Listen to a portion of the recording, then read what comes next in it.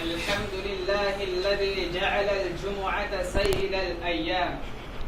أشهد أن لا إله إلا الله وحده لا شريك له، وأشهد أن محمدا عبده ورسوله.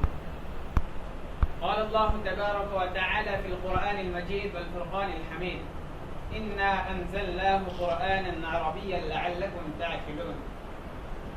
رئيس الحفل المكرم والضيوف الكرام، اللغة العربية لغة سامية، لغة أنزل فيها الدستور المعجز: إنا أنزلناه بلسان عربي مبين.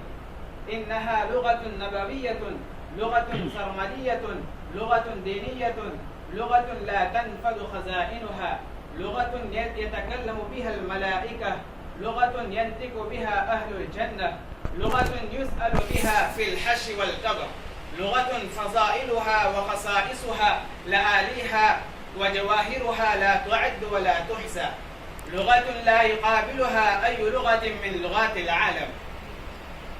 فلغات العالم عارية عن اللباس من الإعراب، إنها ملبوسة بلباس فاخر من الإعراب، إنها خالية عن المشتقات لكنها ذخيرة من المشتقات، إنها في تصارفها واشتكاكها، في إفرادها وجمعها، في إطلاقها وتقييدها، في تشبيهاتها واستعاراتها بلغت أوج الكمال، فلها أن تفتخر أمام العالم ثروات ومروات.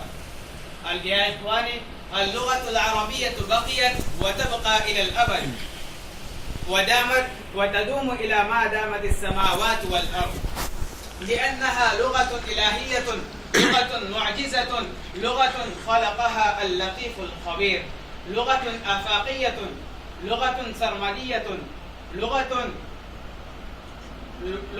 سرمدية، لغة عجائبها وغرائبها كثيرة أكثر، لغة ضوابطها وقواعدها قوية أقوى، لغة سلاستها وفصاحتها فصيحة أفصح، لغة واسعة كتاب الله لفظا وغاية، وسعت كتاب الله لفظا وغاية، وسعت كتاب الله لفظا وغاية، وما زغت عن آي به وعظاتي، كيف أضيق اليوم عن نصف آلة، كيف أضيق اليوم عن نصف آلة وتنسيق أسماء لمخترعات، أنا البحر في أحشاه الدر كامل، فهل سول الغواص عن صدفاتي.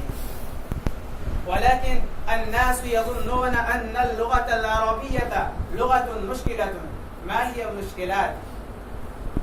منها الاهتمام الزائد بالعامية، الاهتمام الزائد بتعليم القواعد النحوية والتصريفية من خلال الطرق الغير الطبيعية، فقدان الشوق والرغبة إلى تعلم اللغة العربية، إهمال المعلمين عن اللغة العربية والابتعاد عنها، الإهمال عن مطالعة الشروح العربية،